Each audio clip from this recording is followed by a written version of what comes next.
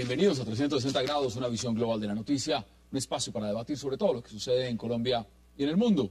Y empezaremos hoy 360 hablando de Venezuela y de cuáles serían esos posibles escenarios que podrían presentarse social y políticamente si el presidente Hugo Chávez no sobrevive a su nuevo tratamiento de cáncer tras 14 años de un gobierno de mano de hierro. Se habla de cómo posiblemente la muerte de Chávez genere en Venezuela una división dentro del chavismo, creando dos bandos, uno liderado por el delfín Nicolás Maduro y el otro por el poderoso presidente de la Asamblea Nacional, Diosdado Cabello. ¿Qué papel jugará la oposición en todo esto? Debate hoy aquí en 360. Y nuestro segundo tema de la noche, hablaremos de la reforma que dicen será aprobada a pupitrazo limpio, así perjudique a los más pobres y así pueda crear un gran rechazo dentro de todo el país. Y hablamos de la reforma tributaria que el presidente Santos pidió aprobar cuanto antes. El presidente planteó una enérgica y desesperada defensa de un proyecto de reforma tributaria que hace trámite en el Congreso e hizo un llamado a los legisladores a aprobarla lo antes posible, sobre todo antes de que termine este periodo legislativo, es decir, el próximo 16 de diciembre. ¿Aprobará el Congreso esta reforma que dicen tiene micos y además orangutanes, según sus críticos? Hoy debate aquí en 360 y no se vayan, ya regresamos con sus invitados.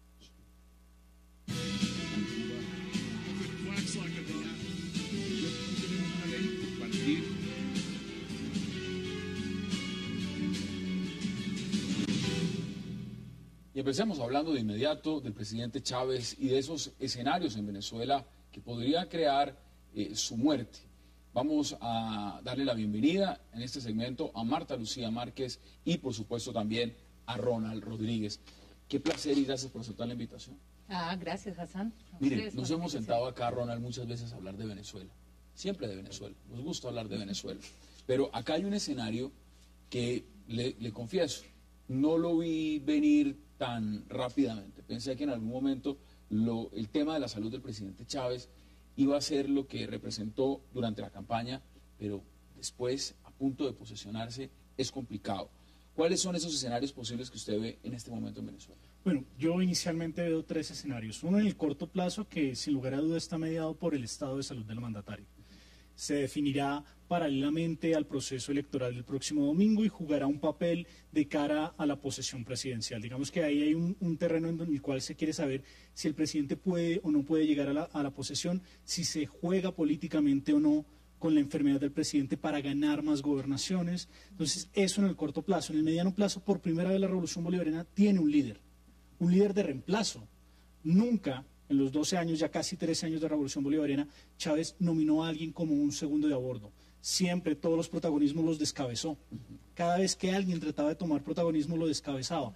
Muchos de sus vicepresidentes fueron mandados prácticamente que al exilio político porque trataron de tomar un nivel de protagonismo. Por primera vez hay un delfín político que ha sido nominado por el presidente y que para bien o para mal, en el mediano plazo, 3, 4 años, se jugará al interior del chavismo digámoslo así, su poder político para mantener cohesionado al chavismo, esté o no esté el presidente Chávez. O sea, si muere Chávez, ya él se siente y ya tiene el respaldo, por lo menos dice, Chávez me eligió a mí.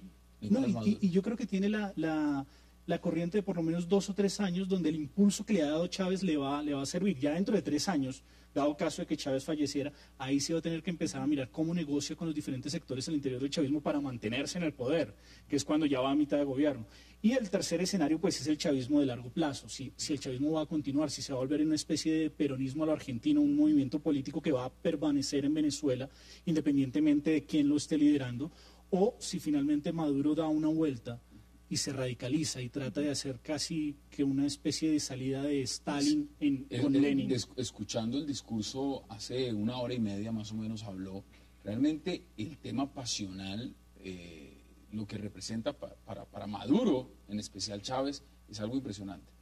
Uno hay que escucharlo y uno se da cuenta realmente ese legado y lo que está tratando de cuidar. Marta Lucía, ¿cómo ve usted esos escenarios posibles? Bueno, yo lo primero que quisiera señalar es que cambió radicalmente el escenario, ¿no? O sea, de un contexto caracterizado por el secretismo frente a la salud del presidente, hemos oído 2 alocuciones que son importantes. La primera del presidente el 8 de diciembre, donde a pesar de que trata de mostrar que el redescubrimiento del cáncer es una cosa que se hizo después de indagar mucho, confiesa que ya padece de dolores y que la situación es grave. Y la segunda, pues la locución de Maduro ayer, donde decía que la situación del presidente era complicada y que la recuperación iba a ser una recuperación dolorosa y una recuperación difícil. Entonces vemos que de un contexto en el que no se hablaba pasamos a un contexto en el que se habla de la salud muy deteriorada del presidente, y creo que eso básicamente tiene que ver con garantizar primero la continuidad dentro del chavismo, por el otro lado el éxito en las elecciones que vienen acá, y tratar de limpiar la imagen, porque lo que la oposición está capitalizando es que el presidente ocultó la verdadera situación de su salud. Chávez, en la locución del fin de semana, trató de decir que fue indagando mucho y porque había una inflamación que se descubrió que la enfermedad había reaparecido, pero lo que sí es un hecho es que eso estuvo callado. Mire, veamos qué dijo justamente Nicolás Maduro. Ustedes saben, la intervención quirúrgica fue de gran complejidad y se prolongó por más de 6 horas. En segundo lugar, en el transcurso de esta operación se presentó una complicación por causa de un sangramiento no previsto, el cual fue controlado oportunamente, pero creó una situación difícil en su momento. 3. Que en cualquier caso, una operación de esta envergadura demanda un proceso de recuperación postoperatorio delicado y prolongado. 4. En las últimas horas, dicho proceso de recuperación ha evolucionado de estable a favorable. Ve uno el aplauso, lo que genera saber el parte de tranquilidad, decir, le está yendo bien. Ahora, Ronald, ponernos a hablar acá de si el presidente está bien o está mal, si tuvo un sangrado, eso no nos corresponde y no vamos a especular. Es muy hermético esa información. Pero hablemos de ese proceso de transición, porque usted decía cosas muy interesantes de Nicolás Maduro. Si se puede radicalizar, si puede tomar una postura distinta, si llega a ese a ser el escenario. ¿Usted cree que Maduro, algunos lo catalogan como un moderado? ¿Es un moderado o está hacia otra vertiente? Maduro tiene una doble función. Maduro es el ungido por el presidente Chávez, ha sido una de las personas que ha estado cerca durante todo el tiempo y al cual Chávez es el único que le ha permitido y le ha consentido ciertas ambiciones de poder. Incluso ha jugado con él un papel fundamental en América Latina, le ha permitido protagonismo en sectores donde no se lo ha permitido a ningún otro líder dentro del chavismo. Pero Maduro, a pesar de que es moderado, pues tiene esa dualidad, porque como tiene que demostrar a los radicales que puede controlar las cosas, puede llegar incluso a aceptar ciertas tesis radicales para demostrar que mantiene el control. Entonces Maduro va a tener que jugar un fiel de balanza muy delicado entre cómo concertar con los moderados, incluso de la oposición, para darle una gobernabilidad a Venezuela y evitar que las filas chavistas más radicales se desborden, incluso las filas más radicales de la oposición, que viendo un vacío de poder pueden intentar volver a salidas no democráticas. Entonces es un punto de equilibrio muy difícil y jugando con ese equilibrio, en un momento Maduro, si se llega a ver muy presionado por un sector como el militar, el cual evidentemente no domina, puede llegar a tomar medidas un poco fuertes para tratar de demostrar que él conserva el poder. ¿Quién estaría ahí en ese sentido en control del área militar? Es decir, ¿son generales? ¿Es Diosdado Cabello? ¿Tendría más influencia? ¿Es Tarek El Aissami? ¿Quién estaría realmente en una posición que podría, algunos han dicho que empezar a pelear ese liderazgo con Maduro? Sí. Bueno, yo creo que la cabeza ahí más importante es Diosdado Cabello, ¿sí?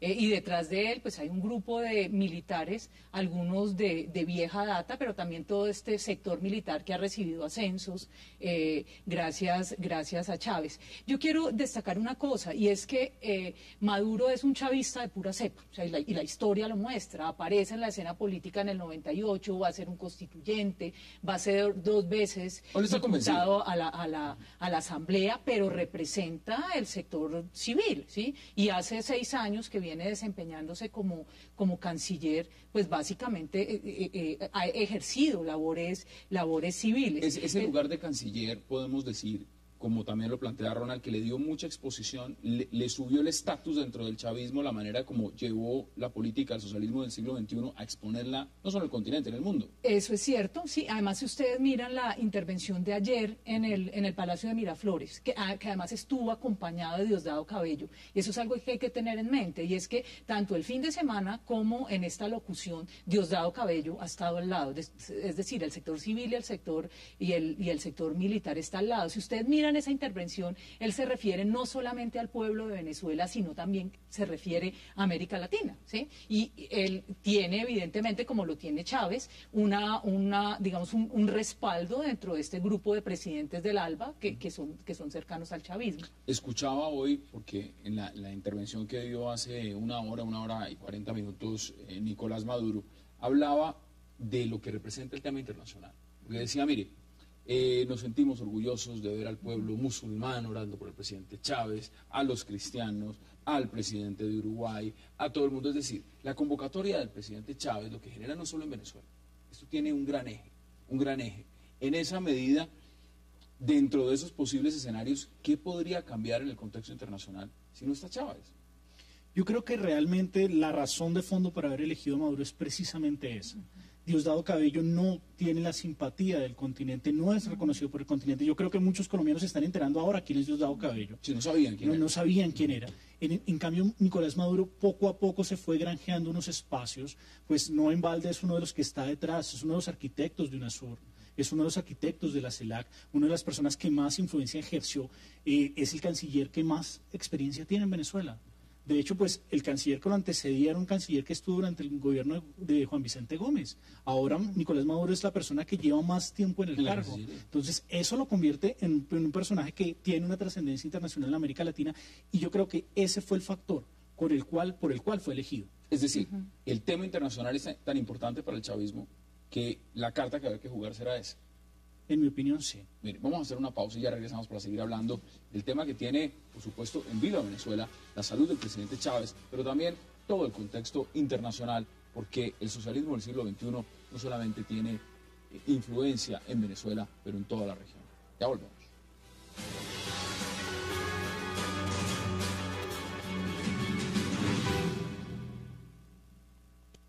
Ojalá se recupere muy pronto el presidente Chávez, pero si por la gravedad de su dolencia no pudiera continuar al mando de Venezuela, tienen que seguir esos procesos revolucionarios.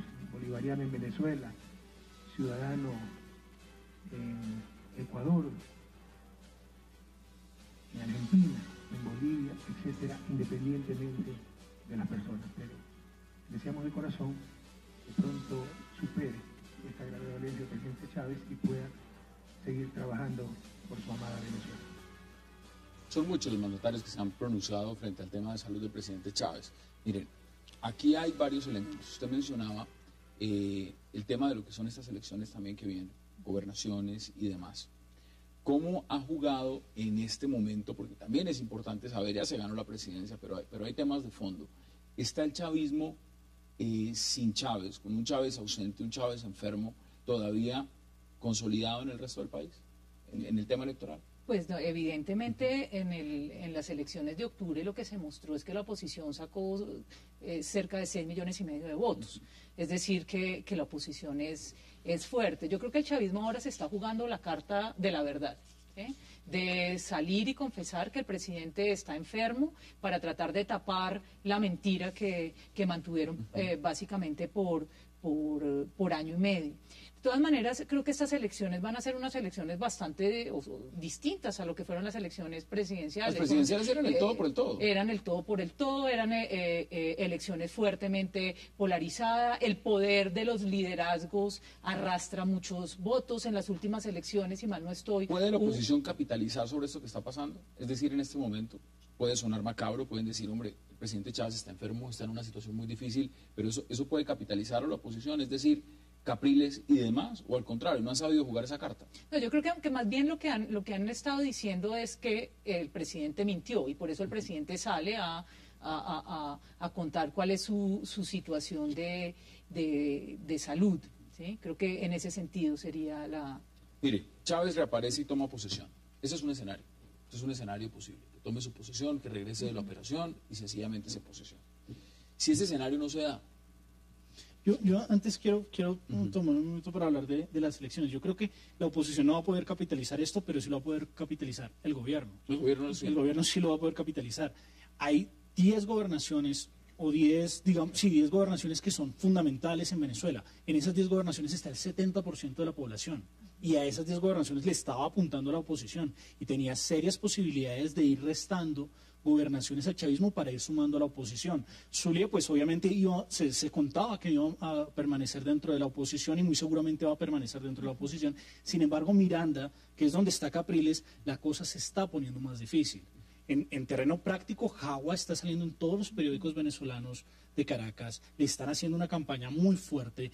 En las alocuciones de Maduro, Miranda es nombrado y el gobierno en este momento quiere derrotar a Capriles en Miranda. Y están haciéndole una apuesta muy fuerte. Y si Capriles es derrotado en Miranda, Capriles queda aniquilado políticamente. Además porque... Perdería la presidencia y perdería la gobernación. Sí, además yo lo decíamos hace un momento, Capriles cometió un error al irse a la gobernación de Miranda, perdió ese protagonismo nacional y bajó nuevamente al Estadal. Y en el Estadal tiene la posibilidad seria, con un Jagua, impulsado por ese espíritu de votar por Jagua es votar por Chávez, votar por el líder que se está yendo, y teniendo en cuenta los últimos resultados electorales donde Miranda no fue un estado donde ganase Capriles, podrían llegar a derrotar finalmente a Capriles y sacarlo de escena política.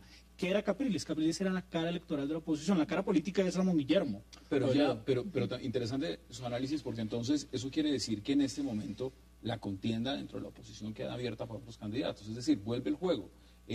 Ya no sencillamente están concertados todos frente a una sola figura para enfrentar al presidente, sino que ya cada uno puede jugar por su lado y volver a tirar su propia candidatura. ¿Ese es el escenario? Sí, es que no hay que olvidarse que no fue fácil llegar a la mesa de unidad democrática, que la oposición ha estado dividida. No sé cuál será el número efectivo de partidos en Venezuela, pero hay una proliferación y lo puede ver uno ahí en los grupos y en las organizaciones que acompañan las distintas campañas. Entonces la unidad siempre ha sido un reto y ahí estoy de acuerdo con Ronald, y es que Capriles se quemó. Esta mañana en una entrevista que dio Luis Miquilena, ¿sí?, que pertenece a la oposición, hablaba de lo mismo. María Corina también se ha pronunciado criticando un poco como que se quemó un cartucho que no se ha debido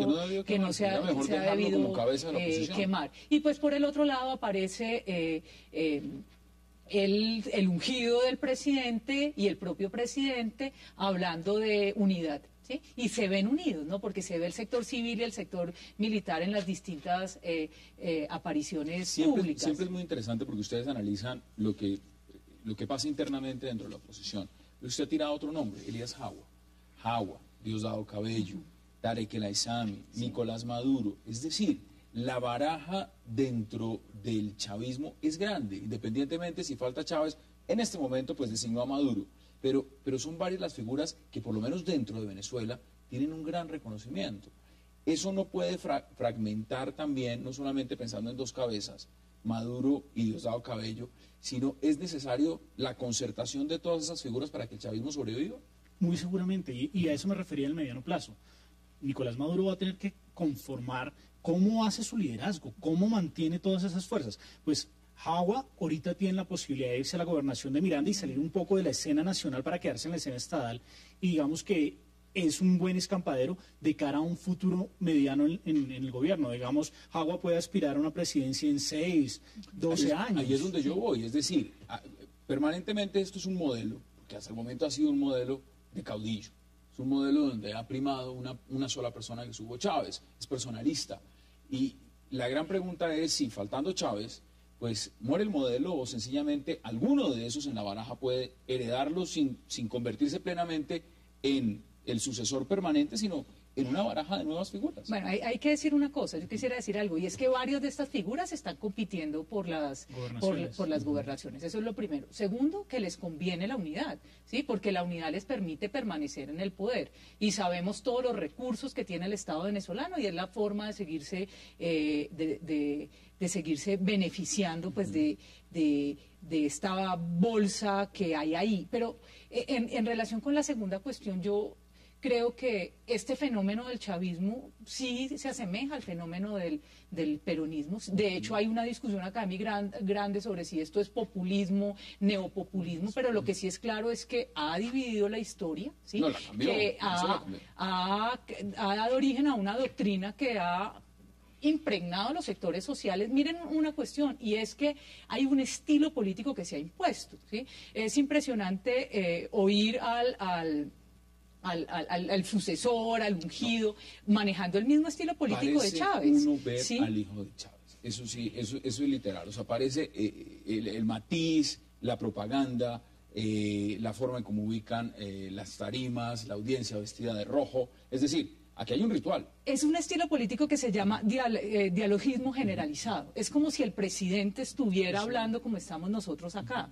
Usa la misma simbología. Yo creo que hay una simbología ahí que es bien interesante, y es la cuestión del resucitado. Decía Maduro en el discurso de ayer que Zamora resucitó y Bolívar resucitaron en Chávez. Luego es posible que Chávez resucite en otro. Claramente y hay lo que podemos decir entonces es que lo más importante del chavismo permanece.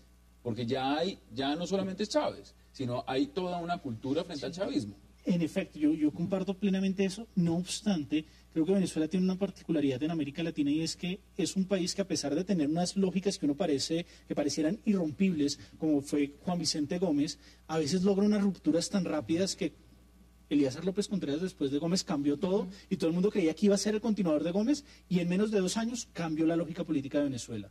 Igual ocurre cuando sale Marcos Pérez Jiménez. Incluso el propio Chávez lo hace con lo que fue el periodo democrático o punto fijista, dependiendo de la estela política en la que uno se encuentre, y se generan unos cambios tan diametrales que uno dice, es posible que Venezuela en menos de 2 años pueda lograr unos cambios radicales y dramáticos, precisamente por ese capital económico que tiene en el petróleo, que le permite hacer inversiones fuertes en muy corto plazo.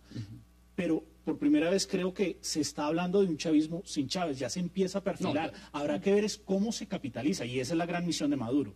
Si Maduro logra capitalizarlo. ¿Cuáles serían sus conclusiones en 30 segundos?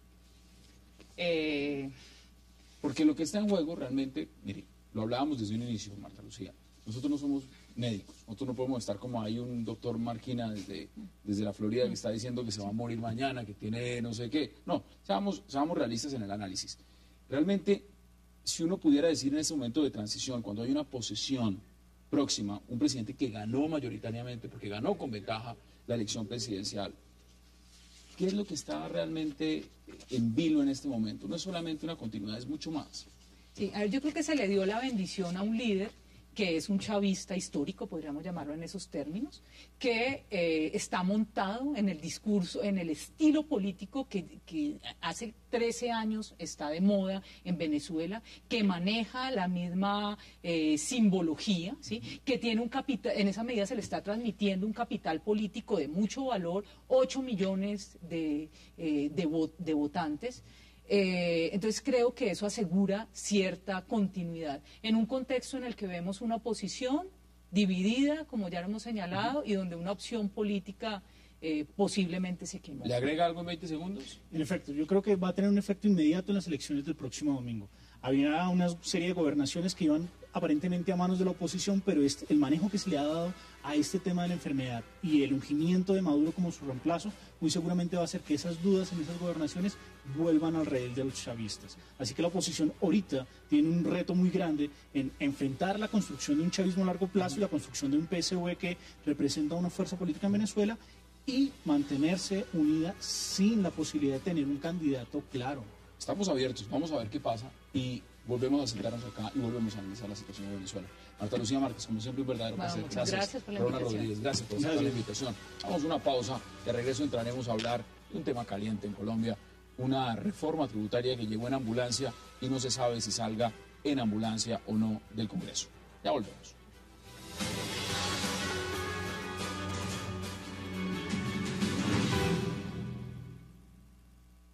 En esta reforma también vamos a establecer expresamente que el carácter tripartito del SENA, es decir, la participación del gobierno, los trabajadores y los empresarios en su administración, su autonomía y el carácter gratuito de su educación, se mantienen como están actualmente. Regresamos a 360 grados y ahora vamos a hablar de reforma tributaria en Colombia, pero pues, quieren hablar de Chávez, después también les pregunto. Para eso le vamos a dar la bienvenida, como siempre, a unos invitados de lujo en el programa, a Amílcar Acosta, a Ancísar Marroquín, a Mario Valencia y Alberto Abello. Caballeros, bienvenidos y gracias por aceptar esta invitación. Buenas noches. Buenas noches. Mario, reforma tributaria. Muchos dicen, algunos expertos, entre ellos los críticos, que esto realmente se va a terminar aprobando es a pupitrazo.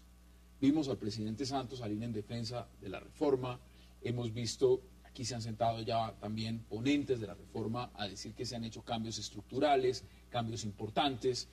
¿Usted cómo ve esta última etapa? Porque ya la reforma está en la puerta del horno.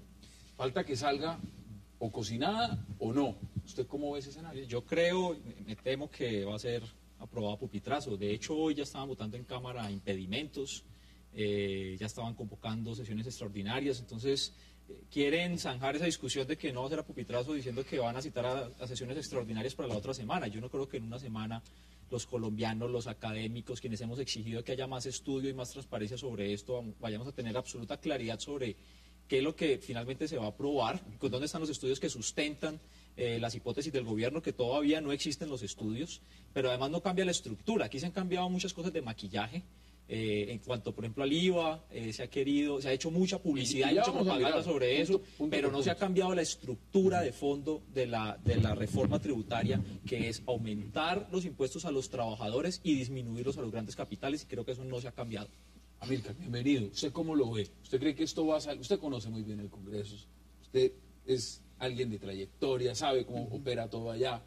¿Esto va a salir a pupitrazo? Bueno, la única forma de cómo se puede aprobar una reforma, un proyecto cualquiera que él sea, con 192 artículos, radicada a las 11 de la noche del día lunes, con la pretensión de votarla ayer, que estuvo a punto de hundirse precisamente por la precipitud y por el acoso del gobierno al Congreso, y súmele a eso más de 110 proposiciones que están cursando en este momento. La única forma de aprobar un proyecto de esas características es a pupitrazo limpio. Lo que usted está diciendo es impresionante. Mire, mientras estamos hablando, esas imágenes que vemos ahí en el recuadro, es lo que está pasando justamente en este momento en el Congreso frente al tema de la reforma. Pero lo que usted me dice me deja más preocupado, porque entonces, ¿cuál es la perspectiva, Alberto? No, es obvio que la gente, va a decir el doctor, es absolutamente cierto. Tú no puedes tener un proyecto de casi 200 artículos para que en 24 horas analice la gente. Eso es ponerlos contra la pared, es como un fusilamiento del Congreso. Y quizá la función principal del Congreso es el presupuesto, es decir, esa es la función esencial.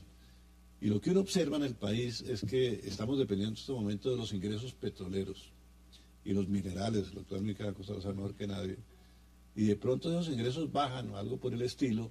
Muchos de los recaudos que se dice que se van a alcanzar no van a funcionar. Entonces yo tengo mucho temor como conservador y como colombiano por el SENA, por ejemplo, por esa entidad de bienestar familiar. Claro, entidades que pueden verse en un momento de una crisis, porque unos análisis que han hecho ahí algunos econometristas y tal, que a veces los análisis no resultan, pero de todas maneras calculan que se va a recaudar por esa vía la mitad de lo que el gobierno espera recaudar. Importante porque, mire, lo que usted menciona, el presidente ha salido a decir, y lo dijo en televisión abierta, que hay muchos mitos, que se está especulando mucho con el tema de la reforma, que hay desinformación. Ha salido de una u otra manera a mostrar cómo necesita que se apruebe esa reforma, porque un presidente no sale de la noche a la mañana faltando unos días sencillamente decir hay que aprobarla y vamos a tumbar mitos. Vuelvo sobre el tema del pupitrazo y luego abordamos la reforma por donde ustedes quieran. ¿A usted le parece que esto se va a pupitrazo? Pero en yo pensaría que el problema es que en este momento hay unas heridas de pareja entre el Congreso de la República y el presidente. Y el Congreso ha hecho valer su orgullo y su honor de sus maltratos, entre comillas, anteriores. Y está apretando. Y hay una serie de proposiciones, como decía el doctor Amílcar, que el gobierno, si quiere que se la aprueben al final, va a tener que comerse unos sapitos para podérsela aprobar. Pero sin lugar a dudas, la reforma, además con el presidente, con su alocución, lo que le está diciendo al Congreso es, oiga, esto es lo que el gobierno necesita, y le está diciendo a los colombianos, miren, no se dejen echar cuentos, esto es lo que pretendemos. Eso es Pero lo que buscamos. mire, sí, esto es lo que pretendemos, es lo que necesita el gobierno hoy. Seguramente mañana necesitaremos otra. Pero mire, acá se ha jugado mucho justamente frente a ese sentido. Una reforma tributaria no es netamente estructural. Esto no se puede sentar uno y decir, venga y reformemos aquí hoy y mañana reformamos por acá. Está el fantasma también de lo que fue la reforma a la justicia, que fue un fiasco, un fracaso. Si no hubiera sido por la presión popular, realmente ese orangután gigantesco estaría operando. Frente a eso, Amílcar, ¿qué puede decir uno? Porque, mire, ya dijo la Contralora que esto debería posponerse. Hay que escuchar a la Contralora. Sí, desde luego. Y yo conozco ese estudio que contrató la Contraloría General y es categórico el estudio que estudió en profundidad el alcance y el contenido de este proyecto de reforma. Lo que no han hecho muchos de los que están por votarla, lo hizo la Contraloría. Y después de examinarla cuidadosamente, ella llega a la conclusión que lo más apropiado es aplazar esta discusión, aplazar este trámite, porque ya decía que dice que es regresiva. Dice, la propuesta es regresiva. Sí, ahora, y es que lo es. Las cajas perderían 50.000 empleos, se calcula. Las cajas, que es un punto lo de las Claro, cajas, ¿no? 50.000 empleos nada más por ese lado.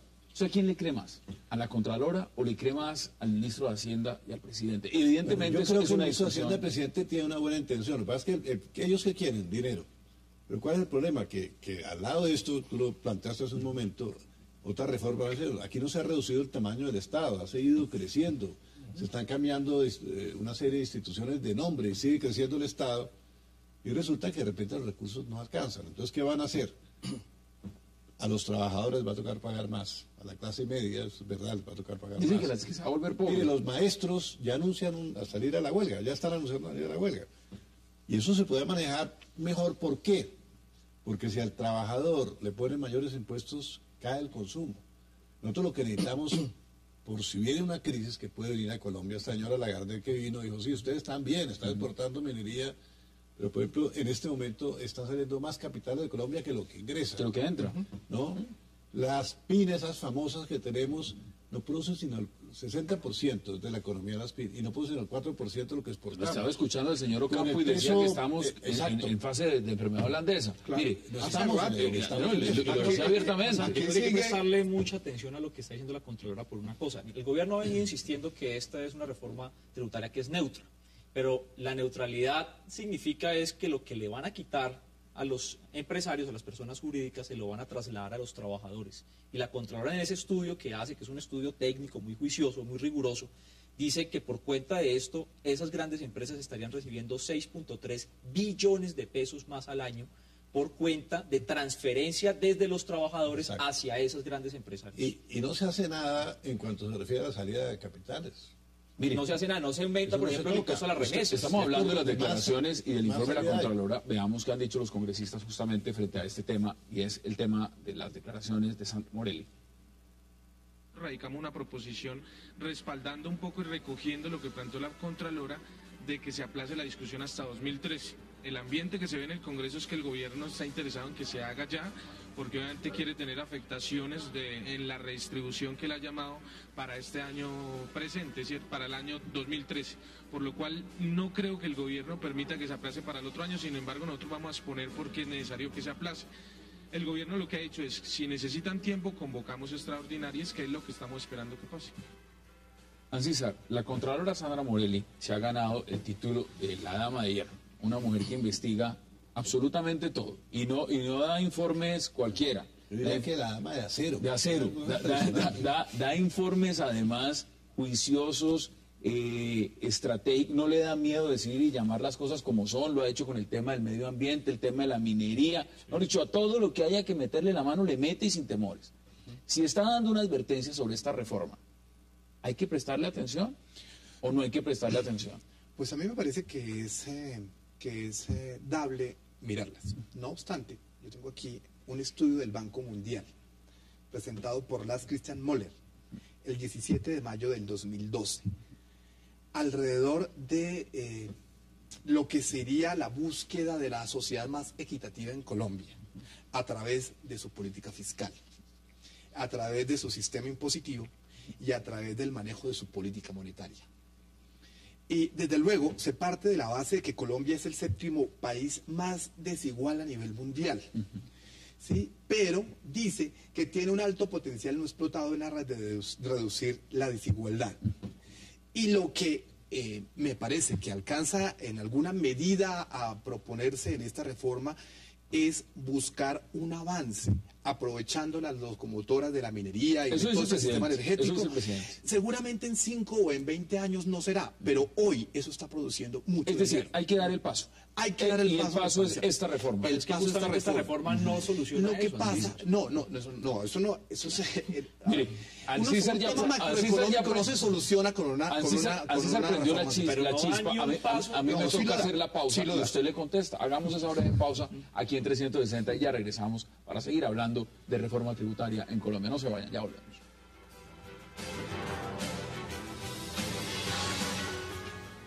Llegó a Colombia Fonte Celta, el agua mineral más pura.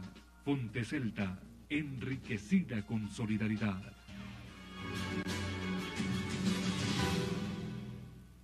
Y el grave problema es el que va a tener la ciudadanía, sobre todo con la aprobación de esta reforma tributaria, una reforma tributaria que golpea a la sociedad colombiana. Yo diría la tercera reforma del gobierno Santos que la ciudadanía debe rechazar. La primera fue la de la educación superior, que se rechazó. La segunda fue la de la justicia, que se rechazó por parte de la ciudadanía. Y la tercera debe ser el rechazo a esta reforma tributaria.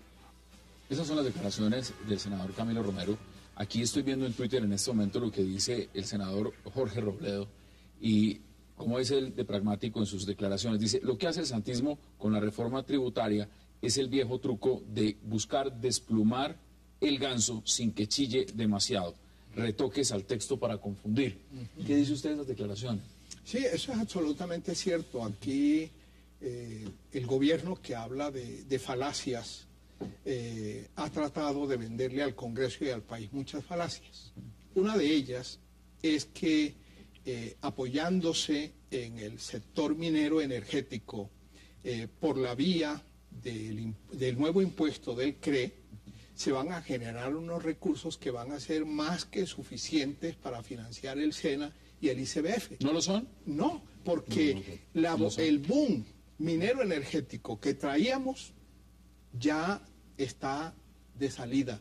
Estamos en el cuarto menguante. Le cuento esto, en los últimos 2 años, el precio del carbón ha bajado el 50%. Los precios de de las materias primas vienen a la baja y el mercado mundial se está contrayendo.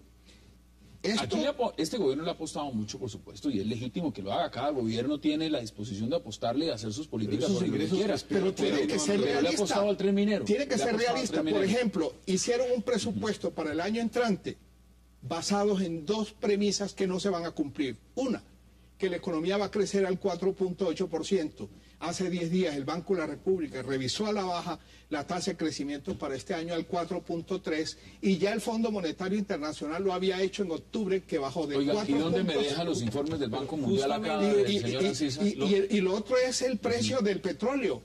Hicieron un presupuesto basado en que el año entrante el precio del petróleo va a estar a $101, cuando la tendencia de los precios del petróleo es a la caída. Entonces, ese escenario que está pintando el gobierno, claro, ese escenario que está pintando el gobierno para decir que los recursos que se van a generar a través del CRE van a ser mucho mayores que los parafiscales. El ministro de Hacienda, Mauricio Cárdenas, ha afirmado que efectivamente la reducción del 33 al 25% tendrá un costo de 8 billones. Sin embargo, el recaudo del CRE sería de 9.6 billones.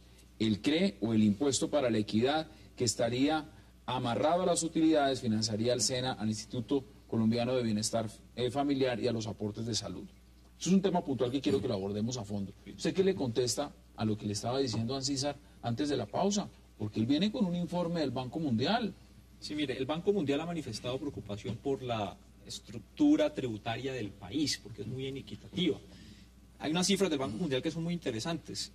el índice de desigualdad del país medido por el Gini sin IVA, sin incluir el IVA, es de 0,59. Pero cuando usted le mete el IVA, que tienen que pagar todos los colombianos, ese índice de Gini se eleva al 0,60. Y es muy significativo por una cosa. Esta reforma tributaria espera recaudar 1 billón de pesos más por IVA impuesto al consumo en el primer año.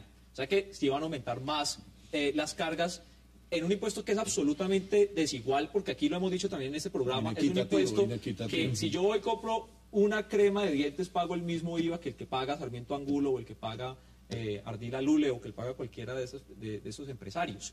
Pero además esta reforma tributaria, que es lo terrible, incluso esta reforma, es que eso que es cierto, y todos estamos de acuerdo en que esa estructura es inequitativa, es desigual, es regresiva, no se soluciona por una sola razón.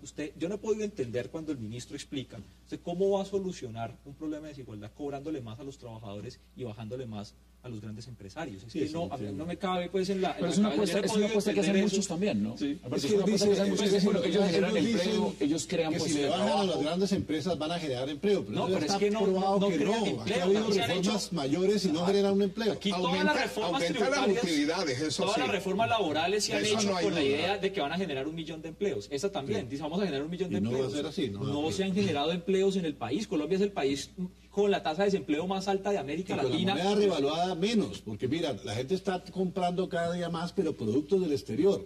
Y va a seguir comprando. Y minera es una economía enfocada al sector minero, que lo plantea usted. El sector minero genera el 2% de los empleos del país. Claro, aquí hay declaraciones, y veamos también qué dice, yo estaba leyendo un tuit del senador Robledo, veamos qué ha dicho en declaraciones, y entra Ancísar Marroquín.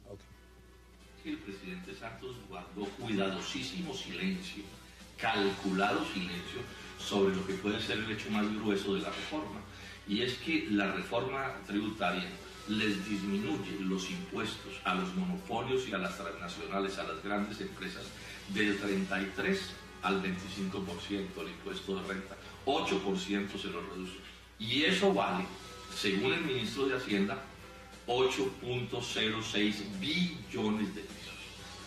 8.06 billones de pesos. Entonces aquí la pregunta del millón, con las propias cifras oficiales, es bueno, ¿y de dónde va a salir la plata? ¿De dónde van a salir los recursos que van a reemplazar lo que ya no pagarán los monopolios y las transnacionales al bajárseles la renta del 33 al 25%? Esta es la pregunta clave.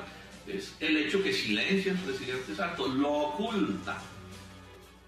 Lo interesante de esas declaraciones es que caen como anillo al dedo frente a lo que estábamos diciendo, pero también es muy académico, ¿no?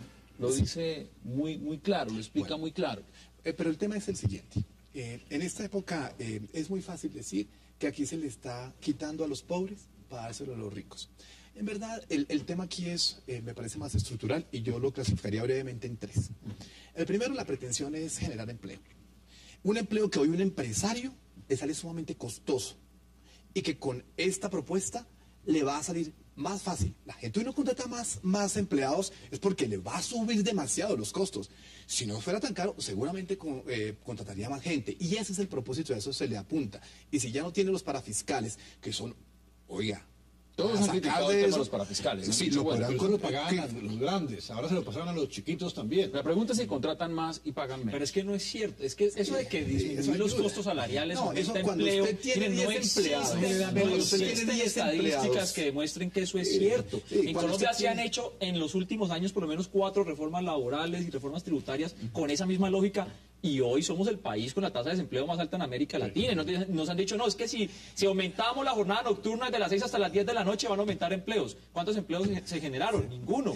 Claro, porque es que no hay una receta mágica ni única para generar empleo. Tiene que ser una confluencia y una sumatoria de decisiones que propicien los escenarios para que se genere más empleo. Pero los costos laborales de un empresario, si quiere pequeño o mediano, hoy son altísimos. Y si usted mira las cifras del plan de planeación nacional, el costo sombra que genera en un empresario o en un proceso de producción, los costos laborales hoy son altísimos. Pero mire lo que dice un gran empleador, el presidente de la Sociedad de Agricultores de Colombia, Rafael Mejía.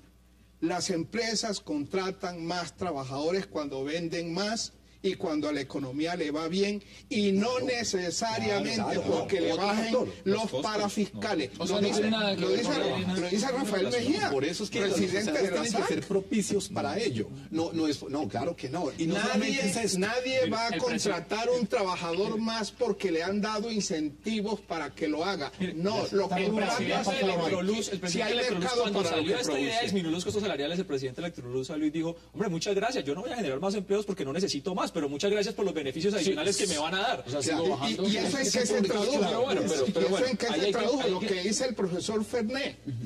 El profesor Fernet, en un estudio del Observatorio del Mercado Laboral de la Universidad Externado, tomó la última reforma laboral que se hizo en el país, donde bajaron la parafiscalidad, dizque para generar empleo. ¿Cuál es la conclusión?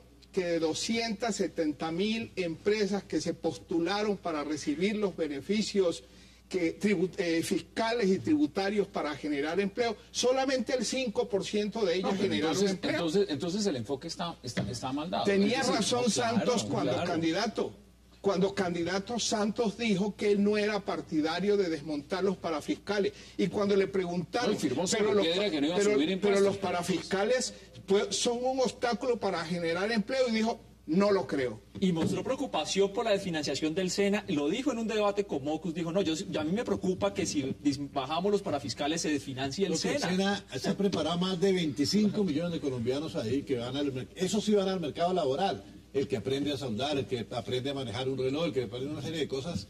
Y si nosotros le golpeamos el SENA, va a ser fatal para las clases medias. Pero sería un suicidio también decirlo, y ha salido en defensa justamente el presidente, el ministro de Hacienda, diciendo, mire, eso es falso que el SENA se va a perjudicar. Eso es falso. Ahí le hicieron un arreglo a la cosa que se supone que anualmente se le daría una plata, pero en el supuesto de que ingrese. Sí, claro, pero ojo, ¿de dónde va a salir esa plata? Ustedes dicen, vamos a garantizar los ingresos con el IPC más 2 puntos del IPC. Pero ¿de dónde se van a garantizar esos ingresos? Con cargo al presupuesto general de la Nación. ¿De dónde es el presupuesto general de la Nación? Del bolsillo de todos nosotros. O sea, con más IVA, con más impuestos. El director de la DIAN, ¿qué dijo? El director de la DIAN, el doctor Ortega, ¿qué dijo? En Colombia, en el mejor escenario, recauda un 14% del Producto Interno Bruto contra un 34% de Brasil y contra un 17% en promedio de América Latina. Es que hay un tema muy importante. César, en 30 segundos toca hacer la pausa y vuelvo y le doy la palabra. Estamos ante un problema cultural. Digámoslo la verdad, los colombianos no estamos acostumbrados a pagar impuestos. No nos gusta pagar impuestos. Pero si partamos de esa base. Con el IVA los pagamos. Pero si pagamos no es el único. No es el único. Con otros países se paga muy poco. El 60% de los recaudos de impuestos en Colombia son impuestos indirectos como el IVA. 53%. Pero ¿por qué son bajos los recaudos de impuestos en Colombia?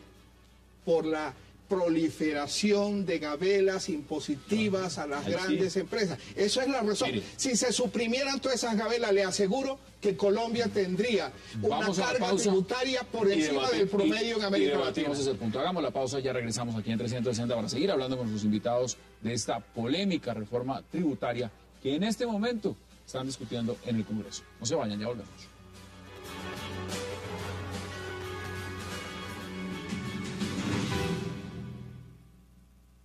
De eso se trata, que quienes ganen más, paguen más. Esa es la equidad que buscamos y es la equidad que esta reforma nos ayudará a mejorar. Con la reforma además vienen muchas otras ventajas para los colombianos de menores recursos, gracias a que vamos a simplificar y a unificar las tarifas del IVA y a reducir y eliminar el IVA para muchos productos o servicios. Ahí lo dice claramente el presidente, se busca que así? Los que ganen más. Que gane más. Están pensando que los precios de petróleo van a seguir altos, lo del carbón. Este informe del Banco Mundial es una encuesta entre un grupo de familias que pagan impuestos. Y les preguntaron si estarían dispuestos a pagar algo más. ¿Qué dicen? Dicen que sí están dispuestos a pagar siempre y cuando ese producto de ese impuesto llegue efectivamente para combatir Desigualdad, la desigualdad y que llegue a la gente pobre, efectivamente. Que ese es el problema. Cuando estuvo Antanas Mocos en la alcaldía de Bogotá, le propuso a los bogotanos, les dijo, mire, yo les juro que voy a manejar los recursos sagrados. Necesito que ustedes me paguen el 10% más de lo que ustedes tienen que pagar. Más del 35% de los bogotanos pagaron su 10% adicional, pagaron su tarifa correspondiente a su impuesto y 10% más. Porque tenía la ciudadanía, tenía la certeza la gente de que se iba a invertir bien. ¿Quiénes son los que ganan? Mientras estamos debatiendo, ya entró la contralora Sandra Morelli, justamente estamos en vivo, eso es lo que está en el Congreso. Si alcanzamos a escuchar algunos fragmentos de lo que está diciendo la contralora sería importante. Frente a personas jurídicas y personas naturales sí cambió en una proporción importante, motivo por el cual la respuesta que yo le tengo que dar, senador, es que nosotros el lunes le podremos decir si sí es un cambio sustancial o no es un cambio sustancial. Por los mismos motivos que he explicado en varias ocasiones. Entonces le pido, aprovechando que ya mañana es viernes, que nos dé hasta el lunes para poderle contestar su planteamiento y manifestarle si estamos de acuerdo o no con usted.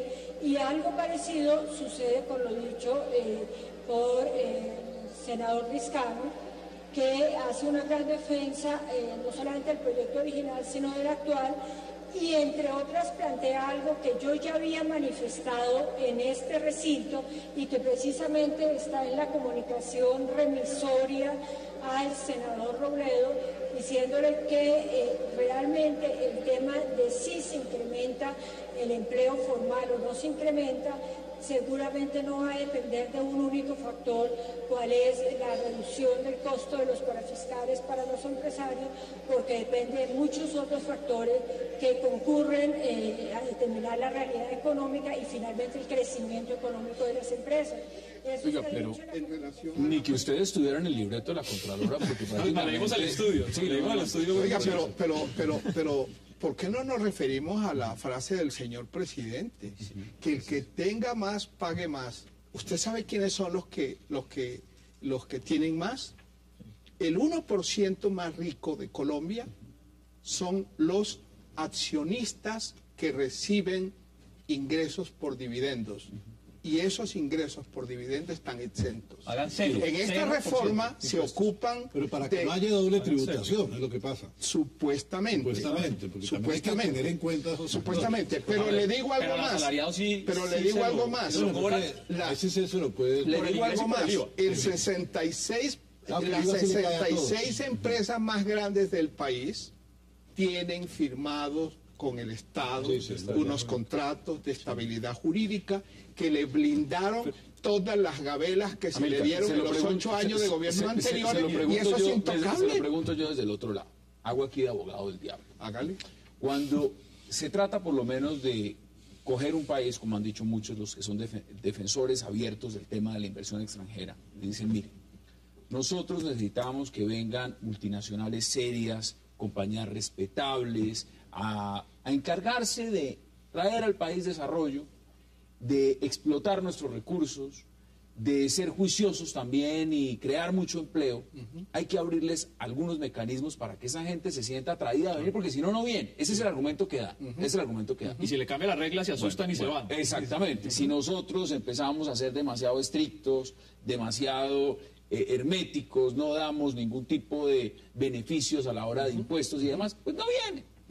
¿Ese argumento en Colombia es válido en este momento o no es válido? Mire, en los 10 años transcurridos, en los últimos 10 años, aquí a Colombia ha venido, y no solamente a Colombia, sino a toda América Latina, ha venido una gran afluencia de capitales, de inversión extranjera directa. ¿Y por qué han venido? No han venido propiamente por incentivos o por atractivos que se les dé, sino porque hay un boom de las materias primas en el mundo. Y eso fue la que las atrajo a venir aquí. O Carrefour, como dicen. La compraron un grupo chileno muy importante. ¿Entró $1 a Colombia por esa compra? No. Pero Hassan, esto está pasando en muchos. El 80% de la inversión que está entrando al país es para los sectores mineros. ¿Sí? Entonces nos dicen que tenemos que darles muchos beneficios porque si no se van. Yo me pregunto, ¿para dónde se van a ir? O sea, si hoy le decimos a Cerro Matoso, a BHP Billington, que es la empresa que opera Cerro Matoso, oiga, páguenos más de regalías y páguenos más de impuestos, ¿será que Cerro Matoso se va? Yo digo, ¿para dónde se va a ir si es que el níquel está acá? ¿Para dónde se van a ir si en Ecuador no hay níquel? Pero se lo pregunto también desde la otra orilla. ¿Y antes dónde estaban? ¿Sí? Porque sencillamente tenían los recursos y no estaban. Entonces, el problema... Porque los precios no estaban exacto. buenos. Entonces, el problema es de que vengan, o el problema es tener unas políticas... El petróleo en un momento dado, el petróleo pesado de acá no era tan buen negocio sacarlo, ¿no? Hasta que de repente primero hubo tecnología, por ejemplo, en el caso de Pacífico y Rubiales, la tecnología que habían utilizado en el Orinoco los venezolanos y sirvió. El petróleo sí, el mercado mundial es definitivo, es decir, no es una sola cosa de un solo país. Pero tenemos en este momento... Y hay costos diferentes. Es el tema del oro, es el tema del carbón. Bueno, la pregunta va enfocada también en este sentido. El tema es de apertura, que no se puede negar, porque todos los informes han dicho Colombia en los últimos 10 años está creciendo. Y está mejor. Y eso es innegable, eso se ve. Pero yo les pregunto, por eso están ustedes sentados en esta mesa. Esos son los argumentos que dan. Los argumentos está mejor, el país está creciendo, el país tiene mayor desarrollo, estamos abiertos, bueno. La pregunta es el tema de atraer la inversión extranjera o la pregunta de ser mucho más estrictos en el recaudo. La inversión extranjera va a venir, que venga la inversión extranjera, está bien. Nadie se opone que venga inversión extranjera. Pero yo sí me pregunto, bueno, pero ¿para qué le está sirviendo la inversión extranjera al país? ¿Cuántos empleos está generando? ¿Cuáles son los beneficios fiscales que le está dejando al país? Y hoy los datos ciertos es que el déficit en cuenta corriente de la balanza de pagos de Colombia todos los años es de 10.000 millones de dólares. O sea, 10.000 millones de dólares negativos. ¿Son muy pesimistas estos señores? Mire, yo pensaría que hay dos cosas que hay que diferenciar. Uno, lo que son las cuentas nacionales y los modelos macroeconómicos, y otro, la gran pobreza que tiene este país. La desigualdad. La desigualdad. El presidente hablaba de desigualdad. Y eso es demasiado desigual. Se requiere plata. Y se requiere plata para cuatro cosas. Para la ley de víctimas y restitución de tierras. Para la reforma del sistema de regalías. Para la reforma del sector salud. Y tres cosas que son gastos innegables hoy. El primero, el de la justicia. Dos, el de la educación. Y el más grave de todos, el del 1.7% del PIB, el gasto militar. ¿Y a dónde deja el servicio a la deuda? Bueno, y el servicio a la deuda. Listo. Ok, si necesita plata, la plata tiene que salir de alguna parte. Yo le voy a decir de dónde va a salir esa plata, dónde puede salir esa plata. Cuénteme, ¿dónde cree usted que va a salir? En el año 2005, un concepto jurídico de la DIAN, un concepto de un asesor jurídico de la DIAN le permitió a las empresas le permitió a las empresas mineroenergéticas descontar del pago de los impuestos lo que le pagan al Estado de regalías, asumiendo las regalías como un costo y no como lo dice la Constitución de Colombia, que es una contraprestación al Estado. Por cuenta de ese chistecito de ese asesor jurídico de la DIAN, miles de millones han dejado? Del 2005 al 2011, el Estado ha dejado de recibir 13.3 billones de pesos. No son cifras mías, son cifras de la DIAN. O sea, si les cobramos hoy esa plata, ¿por qué no pueden? ¿No sirve esa plata? Lo que más extrañaría es que ese asesor esté ahorita en una embajada. Oiga, y eso es partir de una base falsa. Y es que el recurso in situ no tiene ningún valor. Si el carbón que está allí enterrado, si el petróleo que está bajo tierra no tuviera ningún valor, las multinacionales no harían todas esas inversiones. Nadie viene gratis para extraerlo. Entonces tiene un valor. Y la Constitución dice que el suelo y el subsuelo es propiedad de la nación. Luego las regalías que se pagan por parte de las empresas, como lo establece y lo acabas de decir, la Constitución es una contraprestación económica. ¿Cómo la van a subir como costos? Se roban las regalías. O sea, el tema es de fondo. Mire, en cuanto a inversión, sí hay un ejemplo que es el de Brasil. Brasil se abrió, dejó que entrara todo el mundo, todos los capitales, se abrió en todas partes, pero después estableció unas reglas, requisitos de desempeño, buenas para ambos, pero las estableció. Y nosotros no podemos alejar al capital, nunca, eso sería absurdo. Por supuesto, sería cerrar. Estamos que vengan, pero sí que acepten unas reglas de juego y las aceptan. Requisitos. Porque mundialmente las tienen que pagar. Todos los países. Pero hay algo importante que ustedes dicen. Estados Unidos que hacer la pausa. Va a explotar su carbón en serio. Claro. Y entro con Ancisa para que pueda sus argumentos. Hagamos la pausa y ya regresamos aquí en 360 para seguir hablando de reforma tributaria y muchos otros temas. Ya volvemos.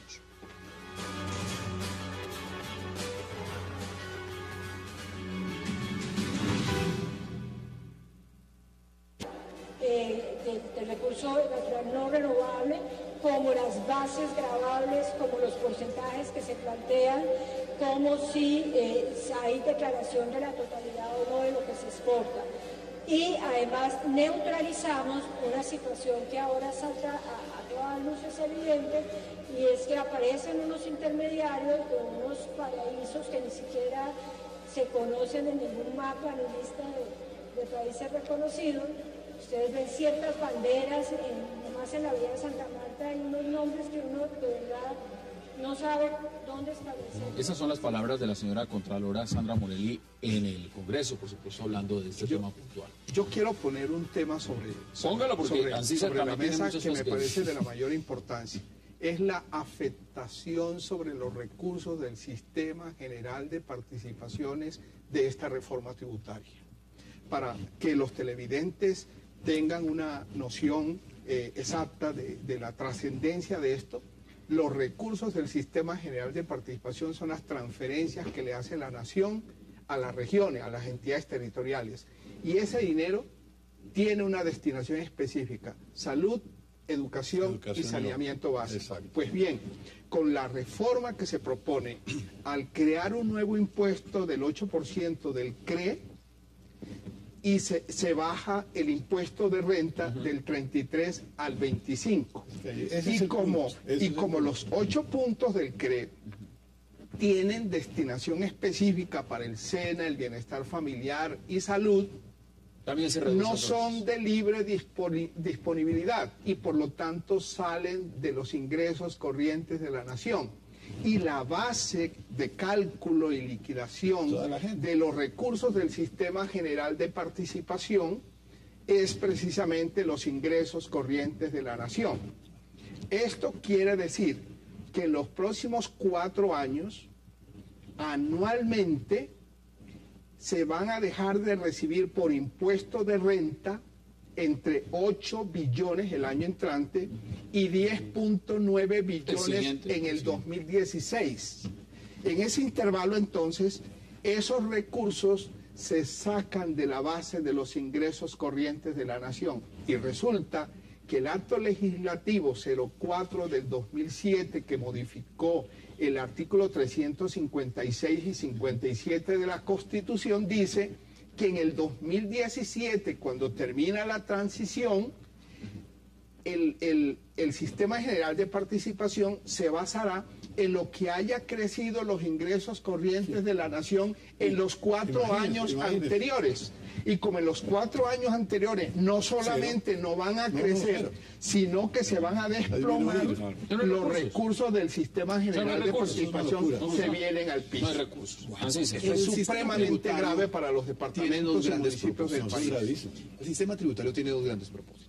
El primero de ellos es hacerlo más progresivo, que no se logra de la noche a la mañana ni con una reforma, sino con mucho. ¿Y en qué consiste hacerlo más progresivo?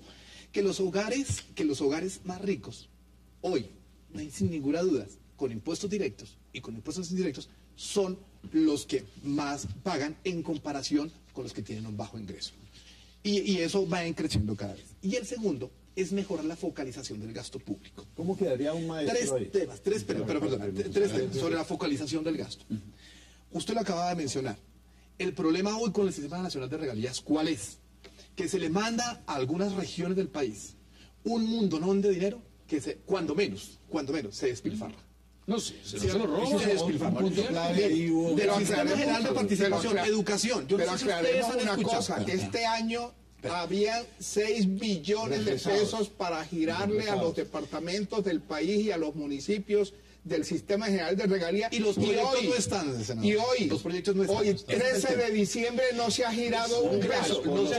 No se ha girado porque ya no se debe invertir ni en las piscinas con olas, ni en los grandes coliseos, ni en los velódromos que se los come la hierba y pero se los come el director de planeación la semana pasada en París salió y dijo que por cuenta de la reforma a las regalías la desigualdad en Colombia había disminuido. El 53%. 53%. Ha disminuido 53% por unas regalías que no se han girado. O sea, como dice un amigo mío, no, es el único que plantea que la institución se instituye por amenaza. Usted acaba de poner aquí un ejemplo de alguien de un mando medio en la DIAN que por un concepto, ¿cuánto es lo que ha generado en pérdidas? 13.3 billones de pesos. Bueno, 13.3 billones de pesos. Ahora le estaba preguntando acá algo que es bien interesante. Pero lo interrumpo para decirle, para contestarle un poco a la inquietud a César. ¿Usted sabe para qué están guardando la plata que ha debido invertirse este año, los 6 billones de pesos? Lo están guardando para el año entrante, que se los van a feriar a través de los cupos indicativos que están negociando con los parlamentarios. Eso sería vergonzoso. El tema es que en verdad no tenemos la cultura de los proyectos en las regiones y la plata se despilfarra. Y bueno, vamos al sistema como lo menciona. Y aquí en Bogotá, mire, en Colombia hasta la corrupción, fantasmas que cobran sueldos en la región. Hasta la corrupción. El tema de corrupción. Ese es el verdadero problema. Quiero preguntarles algo importante. Cuando las familias se van a meter la mano al bolsillo para pagar los impuestos. Alberto preguntaba algo bien importante, porque hay muchos televidentes que no son economistas, no son financieros. Pero les va a afectar. Pero los va a afectar. Sí, claro. Bueno, ustedes dirán si los afecta o no. El tema puntual es, y le preguntaba a Alberto, ¿esto cómo afecta a un profesor, por ejemplo? Mire, yo le voy a contar esto. El año pasado las ganancias de Claro fueron de 2 billones de pesos. Hoy en la reforma tributaria, al dueño de Claro, que es Carlos Slim, va a pagar por dividendos, impuestos de dividendos, va a pagar 0 pesos, 0 pesos por ganancias de 2 billones de pesos. Un profesor, cualquier profesional, digamos un profesional que se gane 4 millones de pesos, hoy no paga impuestos, hoy paga 0 también de impuestos, y por cuenta de esa reforma tributaria va a quedar pagando 3 millones de impuestos al año. Un profesional que se gane 5 millones de pesos, que hoy paga 284.000 pesos al año, va a quedar pagando por cuenta de la reforma tributaria actual, si se llega a aprobar, 7 millones y medio de pesos al año. ¿A ustedes les parece que eso es justo? Pero a mí me parece que eso está mal. No, yo no creo que las cuentas no están bien. Porque eso es lo que marca. Mire, nos quedan 1 minuto y medio, es muy poco tiempo para personas como ustedes, pero en 30 segundos, Ancísar, de sus conclusiones. Las conclusiones es que tenemos que avanzar en el sistema impositivo, es decir, en el recaudo de impuestos, y que la base tributaria tiene que ampliarse. Definitivamente eso es lo primero. Debemos acostumbrarnos a pagar impuestos siempre y cuando tengamos los mecanismos para exigir que se invierta bien y que no se roben la plata. Pasa mucho, digamos, y aquí me lo están enviando varios televidentes que nos escriben, que el presidente Santos en campaña le dijo a Antanas Mocus que firmaba sobre mármol en piedra que no subiría las tarifas de impuestos. Me preguntan en qué quedó la promesa. Igual esto pasa siempre. En campañas... No es que la firmó en piedra pómez. Además se dice que se hace campaña en poesía y se gobierna en prosa. Conclusiones en 30 segundos. Lo esencial, lo social.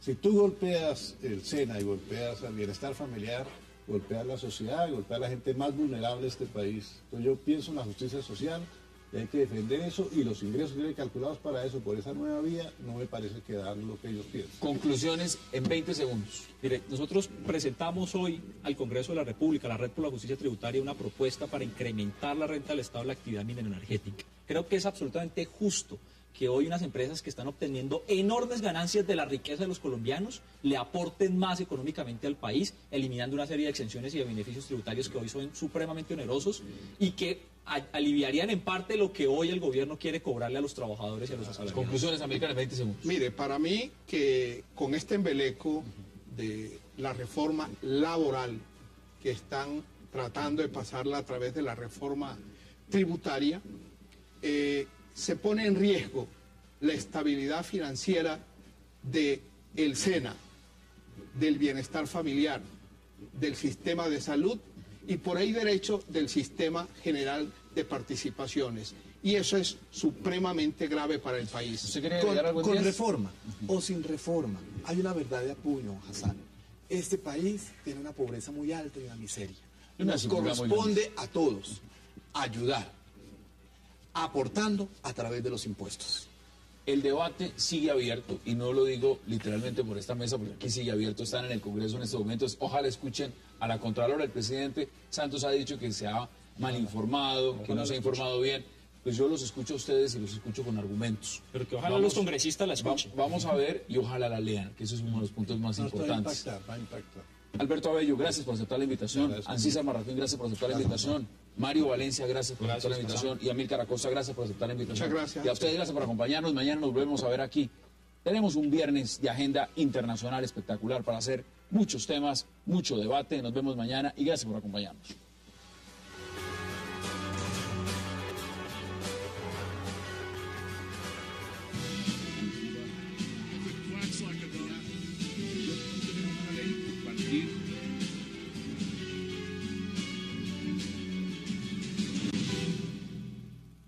Si el chavismo va a continuar, si se va a volver una especie de peronismo a lo argentino, un movimiento político que va a permanecer en Venezuela independientemente de quién lo esté liderando, o si finalmente Maduro da una vuelta y se radicaliza y trata de hacer casi que una especie de salida de Stalin con Lenin. Escuchando el discurso hace 1 hora y media más o menos habló, realmente el tema pasional, lo que representa para Maduro, en especial Chávez, es algo impresionante.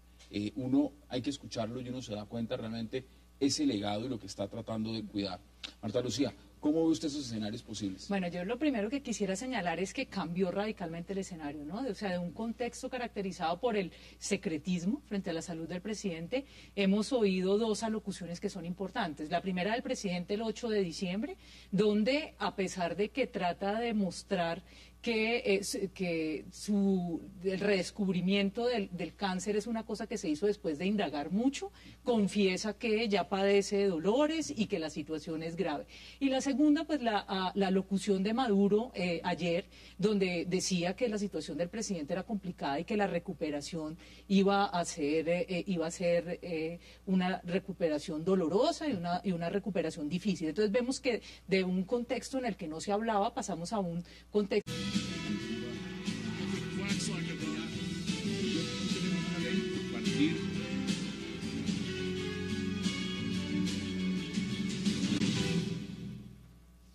Bienvenidos a 360 grados, una visión global de la noticia, un espacio para debatir sobre todo lo que sucede en Colombia y en el mundo.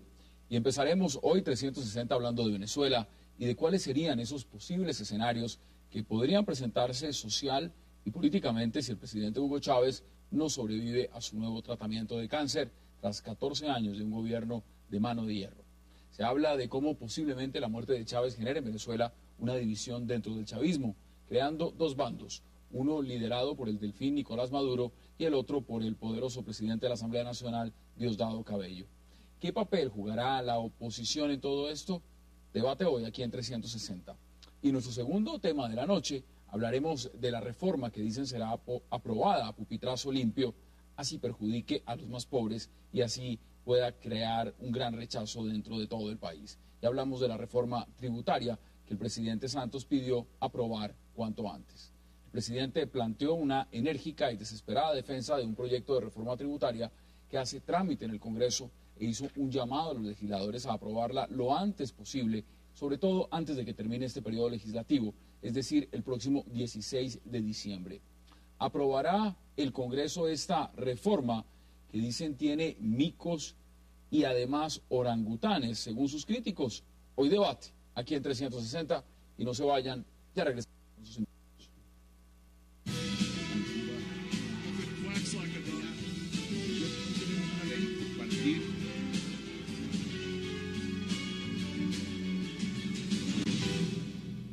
Y empecemos hablando de inmediato del presidente Chávez y de esos escenarios en Venezuela que podría crear su muerte. Vamos a darle la bienvenida en este segmento a Marta Lucía Márquez y por supuesto también a Ronald Rodríguez. Qué placer y gracias por aceptar la invitación. Gracias, Hassan. Miren, nos hemos sentado acá, Ronald, muchas veces a hablar de Venezuela. Siempre de Venezuela. Nos gusta hablar de Venezuela. Pero acá hay un escenario que, le confieso, no lo vi venir tan rápidamente. Pensé que en algún momento el tema de la salud del presidente Chávez iba a ser lo que representó durante la campaña, pero después, a punto de posesionarse, es complicado. ¿Cuáles son esos escenarios posibles que usted ve en este momento en Venezuela? Bueno, yo inicialmente veo 3 escenarios. Uno en el corto plazo, que sin lugar a duda está mediado por el estado de salud del mandatario. Se definirá paralelamente. En el que se habla de la salud muy deteriorada del presidente y creo que eso básicamente tiene que ver con garantizar primero, la continuidad dentro del chavismo, por el otro lado, el éxito en las elecciones que vienen acá, y tratar de limpiar la imagen, porque lo que la oposición está capitalizando es que el presidente ocultó la verdadera situación de su salud. Chávez, en la locución del fin de semana, trató de decir que fue indagando mucho y porque había una inflamación que se descubrió que la enfermedad había reaparecido, pero lo que sí es un hecho es que eso estuvo callado. Mire, veamos qué dijo justamente Nicolás Maduro. Ustedes saben, la intervención quirúrgica fue de gran complejidad y se prolongó por más de 6 horas. En segundo lugar, en el transcurso de esta operación se presentó una complicación por causa de un sangramiento no previsto, el cual fue controlado oportunamente, pero creó una situación difícil en su momento. 3. Que en cualquier caso, una operación de esta envergadura demanda un proceso de recuperación postoperatorio delicado y prolongado al proceso electoral del próximo domingo y jugará un papel de cara a la posesión presidencial. Digamos que ahí hay un terreno en el cual se quiere saber si el presidente puede o no puede llegar a la posesión, si se juega políticamente o no con la enfermedad del presidente para ganar más gobernaciones. Entonces, eso en el corto plazo. En el mediano plazo, por primera vez la Revolución Bolivariana tiene un líder de reemplazo. Nunca, en los 12 años, ya casi 13 años de Revolución Bolivariana, Chávez nominó a alguien como un segundo de a bordo. Siempre todos los protagonismos los descabezó. Cada vez que alguien trataba de tomar protagonismo lo descabezaba. Muchos de sus vicepresidentes fueron mandados prácticamente que al exilio político porque trataron de tomar un nivel de protagonismo. Por primera vez hay un delfín político que ha sido nominado por el presidente y que, para bien o para mal, en el mediano plazo, 3, 4 años, se jugará al interior del chavismo digámoslo así, su poder político para mantener cohesionado el chavismo, esté o no esté el presidente Chávez. O sea, si muere Chávez, ya él se siente y ya tiene el respaldo, por lo menos dice, Chávez me eligió a mí. No, y yo creo que tiene la corriente de por lo menos 2 o 3 años donde el impulso que le ha dado Chávez le va a servir. Ya dentro de 3 años, dado caso de que Chávez falleciera, ahí se va a tener que empezar a mirar cómo negocia con los diferentes sectores al interior del chavismo para mantenerse en el poder, que es cuando ya va a mitad de gobierno. Y el tercer escenario, pues, es el chavismo de largo plazo. Si